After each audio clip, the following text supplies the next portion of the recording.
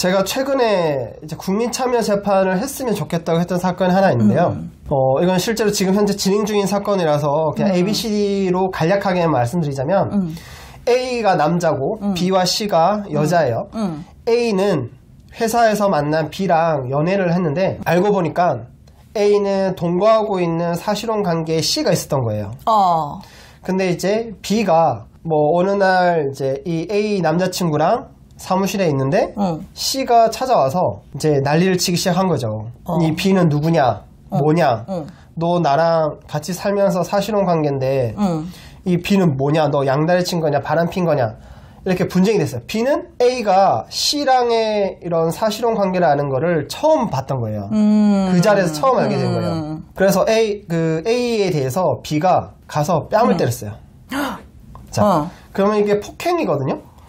근데 이 B가 너무 억울해하는 거예요. 뭐 그렇게 양다리 걸치고 자기한테 계속 거짓말을 해온 A한테 내가 뺨도 못 때리냐? 뺨도 못 때리냐? 그래서 뭐 우리 법에 보면 정당행위라고 해서 사회상규상 충분히 이런 행동은 할 수 있다라고 볼 수 있는 것은 처벌하지 않습니다. 어렵다. 그렇기 때문에 과연 이게 형사 폭행으로 전과까지 남겨야 할 정도의 그 처벌해야 되는 거냐를 배심원들한테 한번 물어보고 싶었던 거죠. 왜냐하면 그냥 일반 재판으로 한다면 아까도 말씀드린 배드파드 사건처럼 양형으로 이제 낮춰줄 수는 있겠지만 유죄 자체는 유죄고 유죄라면 어쨌든 전과 기록 자체가 남는 거기 때문에 이분은 심지어 전과도 하나도 없는 분이에요. 경찰에 수사를 받은 적도 없으시고 그러니까 참 안타깝더라고요. 그러니까 이게 폭행이라는 게 그 유형력의 행사라고 법 조문에 되어 있는데 그렇죠. 예를 들자면 뺨을 이렇게 팍 때리지 않고 근처에 스치기만 해도 법리적으로는 폭행이 인정된다라고 하고 있거든요. 맞아요. 그리고 그러니까 근처에서 팔을 이렇게 막 휘둘거나 하는 것도 폭행으로 보고 있고 닿지 않아도.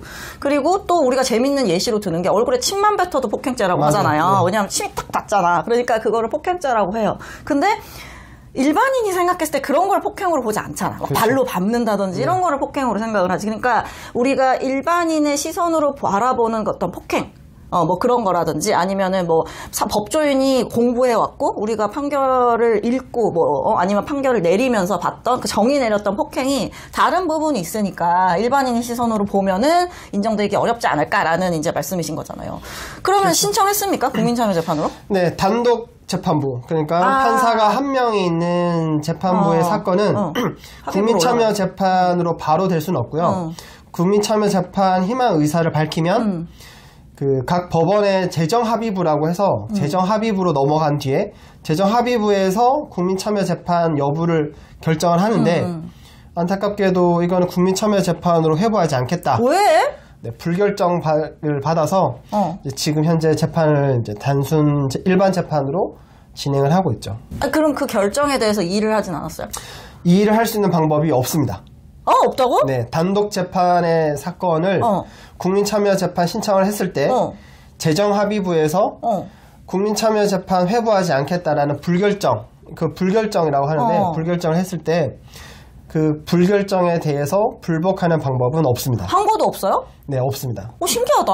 모든 것에 대해서 항고를 할 수 있지만 법원의 결정에는 보통 항고를 하는데 그건 안 된다. 네, 우리 형사소송법에 보면 그 재판 진행 과정 중의 결정에 대해서는 항고할 수 없다고 되어 있고 지금 이 내용에 대해서는 재판 과정 중에 발생하는 결정이라고 보고 있기 때문에 항고의 대상으로 삼지 않고 있어요.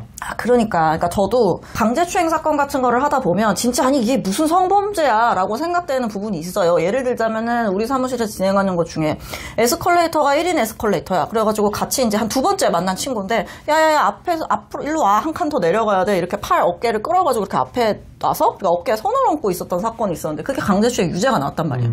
예를 들자면 그런 거를 보고 과연 이게 성범죄냐, 뭐 벌건 대낮에 사람들 다 보는 데서 그렇게 하는 것도 이게 성범죄입니까? 라고 물어보고 싶어도 보통 이렇게 배제 결정을 하는 경우가 많아요. 그리고 피고인 입장에서 내가 이거를 다른 사람들 앞에서 얘기한 게 얼굴을 드러내고 얘기를 하고 직업도 막 얘기를 해야 되지. 어쨌든 인정신문을 할 때는 뭐 집 주소도 얘기해야 되고 뭐 나이니 뭐 다 얘기를 하니까 그런 부담을 겪어가지고 또 안 하는 경우도 당연히 있고. 그래서 결국은 다 초기에 국민참여재판으로 이제 넘어가지 못하고 일반 재판으로 이제 그러니까 진행을 하게끔 결정이 돼버리고 마는데, 제가 이번에 그 강제추행 사건 국민참여재판했다고 하니까 모르는 사람들은 야 어떻게 만장일치 무죄가 나오냐 대단하다라고 하는데, 아는 분들은 다 하나같이 국민참여재판하기가 어려운데 어떻게 너는 특히 성범죄인데 국민참여재판을 할 수 있었어? 라는 부분을 지적을 하시더라고요. 맞아요. 네. 그러니까 재판부에서 그거를 쉽게 허락해주지 않고, 그렇기 때문에 그 국민참여재판을 이 사건은 꼭 해야 됩니다라고 재판부를 설득하는 기일만 한 3번 진행이 되는 거예요. 네. 그만큼 이제 어려운 거지. 맞아요. 재판부를 설득하기가. 또 이제 검찰에서는 당연히 국민참여재판 할 필요 없다 라는 의견을 계속 개진을 하거든요. 그리고 성범죄 같은 경우는 피해자가 싫어하니까 출석하지 않겠다라고 얘기하고, 이 사건이 국민참여재판으로 진행되길 원하지 않으니까 하지 말아달라. 네, 그렇죠. 라는 이제 결정을 해달라고 재판부에 계속 얘기를 하는 거고. 참 의문이에요. 그래도 국민참여재판을 둔 이유나 이런 걸 봐야 되는데, 물론 이제 성폭력 같은 경우에는 피해자가 뭐 어쨌든 다른 사람 앞에서 자신의 피해 사실 이야기한다는 게 참 어려운 일인 건 맞아요. 하지만 이게 어쨌든 배심원으로 선정돼서 오시는 분들은 법원에서도 얘기하는 게 오늘만큼은 여러분이 판사입니다 라고 하시거든요. 우리가 판사 앞에서 피해자가 진술 못하겠다고 한다고 해서 뭐 이거를 그냥 넘어가진 않아요. 그리고 판사가 어디 가서 피해자에 대해서 2차 가해를 할 거라고 생각하지도 않습니다. 근데 왜 배심원에 대해서는 선서까지 하고 만약에 밖에 나가서 이 사실을 누설할 경우에는 국민참여재판법에 의해서 처벌을 받아요. 그런데도 배심원들에 대해서는 일반인이다 라는 관점에서만 바라보고 2차 가해가 발생할 수 있다라고 하는 게 좀 배심원에 대해서 어떤 시각을 바라보고 있는지, 그리고 이런 부분에 있어서는 좀 개선의 여지가 필요하진 않은지 생각해 볼 거리가 많은 것 같아요. 그러니까 제가 이번에도 그 강제추행 사건 국민참여재판을 하면서 결국은 피고인은 배심원들 앞에 얼굴 다 까고 그 개인정보도 다 까면서 하나하나 진술한 조서 다 까고 그렇게 해서 사건이 진행이 됐는데, 피해자가 결국 본인이 나오겠다고 한 거예요. 우리는 안 나와도 된다. 그냥 객관적으로 둘의 진술 가지고 유죄인지 무죄인지 판단해보자 라고 해서 따졌는데, 결국은 마지막에 나오겠대. 그 나오기로 했으면 사실 배심원 앞에서 뭔가 손짓이라든지 아니면 막 불안해하는 눈빛이라든지 막 이런 거를 보이면 이제 배심원들은 저 사람 거짓말하고 있구나 라든지, 아니면 저 사람 정말로 큰 피해를 입어서 지금 너무나 큰 상처에 지금 회복이 안 되는 상황이구나라는 걸 알 수가 있는데, 결국 피해자는 옆에 이제 증인보호실 같은 데서 이제 음성으로 중계를 한 거예요. 얼굴은 아예 나오지도 않고. 그러니까 우리는 마치 그 친구랑 전화를 하듯이 뭐 그러면은 이거는 이랬다는 거예요 저랬다는 거예요 하면은 배심원들은 그냥 듣기만 하고 있는 거죠. 그게 어떻게 보면은 항상 우리가 피고인에 대해서 유죄 판결이 확정되기 전까지는 무죄를 추정해야 된다라는 대원칙이 있는데, 그거를 무너뜨린 거죠. 그냥 피고인은 다 공개를 해서 나오고 피해자는 감추고 하는 그런 부분이 저는 좀 잘못됐다라고 생각을 했고, 게다가 만약에 이게 아동이 뭐 강간을 당한 사건이라든지 그런 부분이라면 제가 그렇게 보호를 하는 것도 일견 이해는 돼요. 아주 어린 학생이 뭐 나와가지고 그렇게 얘기를 한다거나 아니면 굉장히 은밀한 부분 삽입 당시에 뭐 어땠는지 뭐 이런 얘기를 한다는 거 너무나 수치스러울 수 있기 때문에, 그런 부분에서 뭐 차폐막을 한다든지 아니면은 중계를 한다든지 하는 건 이해가 되는데, 나이가 많은 유부남 유부녀가 뭐 예를 들어 소개팅을 했는데 뭐 허벅지 위에 손을 얹었다 뭐 이런 얘기를 하는 거에 이렇게까지 보호를 할 필요가 있는지 사실 잘 모르겠고,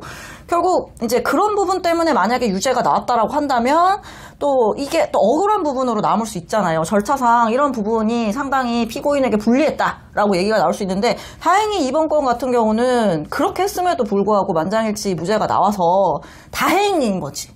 사실 그렇게 기울어진 운동장에서 진술을 서로 하게끔 한다면 결국 어느 한쪽에는 이거는 부당한 거 아니냐라는 얘기가 나올 수밖에 없는 거잖아요. 그런 걸 이제 빌미로 해서. 그렇죠. 이게 제가 어느 책에서 봤는데 그 결과의 공정성을 담보하기 위해서는 절차의 공정성이 반드시 필요하다라고 하는 거예요. 이제 절차에서 공정하게 진행이 되어야만 그 결과에 대해서도 누구나 승복할 수 있는 게 되는 거죠. 뭐 이제 사실 국선 전담 사무실에 오시는 많은 피고인들 중에 상당 부분이 이제 본인이 사법 피해자다라고 라고 하시는 분들이 꽤 계세요. 이제 이런 분들은 절차가 부당했다라고 생각을 하시는 거죠. 절차가 부당했기 때문에 자신에 대해서 제대로 판단이 되지 않았다라고 하는 거라서 참 그런 분들은 이제 평생 계속 고소고발하시고 하거든요. 그러면 사실 사회적인 분쟁 비용이 너무 많이 들어요. 그래서 이걸 줄이는 측면에서도 최소한 재판, 우리 사회에서 마지막 분쟁 해결 절차잖아요. 여기에서만큼은 누가 봐도 공정하다라는 게 필요한 것 같고, 물론 이제 성폭력 피해자의 경우에는 과거에 너무 피해자에 대해서 적절하지 않게 대우했던 거는 맞는 것 같아요. 그렇죠. 근데 지금은 그게 다시 정상화되어 가는 과정에서의 과도기인 것 같아요. 하지만 이게 결코 사회 전체적으로 또 좋지 않은 방향으로 가는 건 아닐까. 좀 우려도 반, 그리고 걱정도 반. 그럼 다 걱정이잖아. 있습니다. 우려가 반이고 걱정이 반이면 다 걱정이잖아. 우려도 되고 좀 또 앞으로도 개선되어 가지 않을까 싶기도 하고요. 그러니까 저도 똑같은 생각인 게 방향은 맞아요. 그러니까 방향은 맞고 이렇게 변화해야 되는 게 맞는데 좀 지나치는 거 아닌가. 그러니까 결국은 한 요 정도 선에 도달을 해야 되는데 이걸 모르니까 이렇게 갔다 막 계속 이러고 그렇죠. 있는 상황인 것 같아요. 그래서 이게 너무 과하게 아니면은 이게 왜 유죄야 하는데도 야 피해자가 일관되게 진술했잖아 유죄지 뭐 이런 식으로 본다거나 하는 일들이 있단 말이에요. 그리고 분명히 피해자가 진실한 피해자가 아닌 경우들도 분명히 있고 그렇죠. 그런 걸 저희는 사건을 워낙 많이 하니까 그런 거를 잘 아는데 사건을 많이 안 해본 사람들은 야 피해자가 피해를 당했다면 잘못했겠지 뭐 이런 식으로 생각을 하기도 하니까 여튼 뭐 그렇습니다. 그렇죠. 대부분의 그 판결 이유가 보면 피해자가 달리 피고인을 무고할 이유가 없기 때문에 피해자의 진술을 믿을 수 있다라는 게 이제 좀 요즘 많이 나오는 판단 이유인데 그 무고할 이유가 있는지 없는지는 사실 더 세밀하게 살펴봐야 알 수 있는 내용이잖아요. 그러면 그만큼 세밀하게 살피고 난 뒤에 이걸 판단을 해야 되는 사안인데 그건 세밀하게 살피지 않으면서 일단 표면상에 드러나 있는 부분인 것이 크고, 뭐, 우리가 교과서에서 계속 이제 입증 책임을 검사하겠다고 하고 있지만, 실제 특히나 성범죄에서는 피고인이 자기가 하지 않았다는 것을 합리적 의심이 없을 정도로 입증을 해야 한다는 게 사실 참 어려운 일이죠. 그렇죠. 여튼 그래서 마무리를 어떻게 하면 좋을까요? 네, 국민참여재판 좋습니다. 국민참여재판 좋습니다로 끝내야 되는 건가? 네, 국민참여재판이 지금까지 말씀드린 여러 우리 재판 과정에서 발생할 수 있는 쟁점들에 대해서 한 번쯤 법원도 다시 생각해보고 또 우리 사회도 다시 생각해볼 수 있는 기회가 될 수 있는 것 같아요.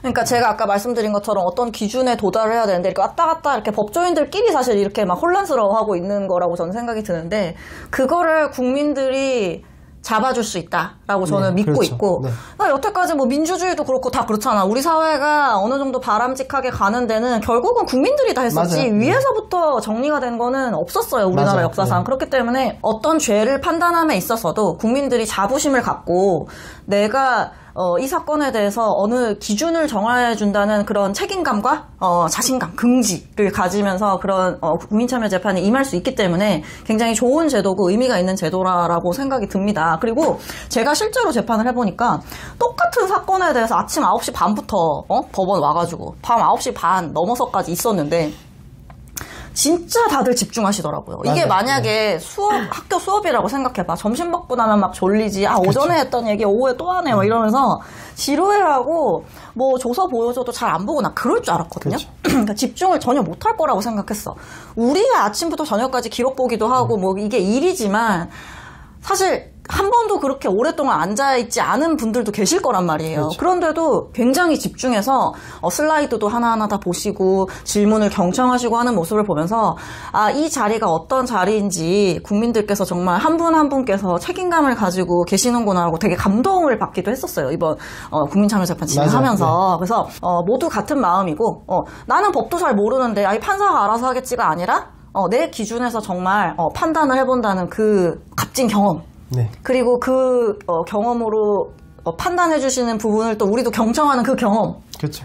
그게 모두 다 판사 입장에서, 검사 입장에서, 변호사 입장에서, 혹은 이제 배심원 입장에서도 다 굉장히 소중한 시간이었다. 근데 사실 국민참여재판이라는 게 1년에 뭐 100건도 잘 안 진행된다라고 하니까 경험하기가 어려운데, 앞으로 국민참여재판을 진행함에 있어서도 조금 열린 맞아요. 마음으로 재판부도 좀 받아주셨으면 좋겠고, 그 다음에 배심원으로 오셨어도, 나 일해야 되는데, 바빠 죽겠는데, 하루 종일 법원에 어떻게 앉아있어? 이렇게 생각하지 마시고, 조금, 5년에 한 번 있을까 말까 그렇죠. 한 일이잖아요. 맞아. 그렇죠? 그러니까, 그날만큼은 정말 판사라고 생각하시고. 네. 배심원으로 가시면 점심, 저녁 제공이 되고요.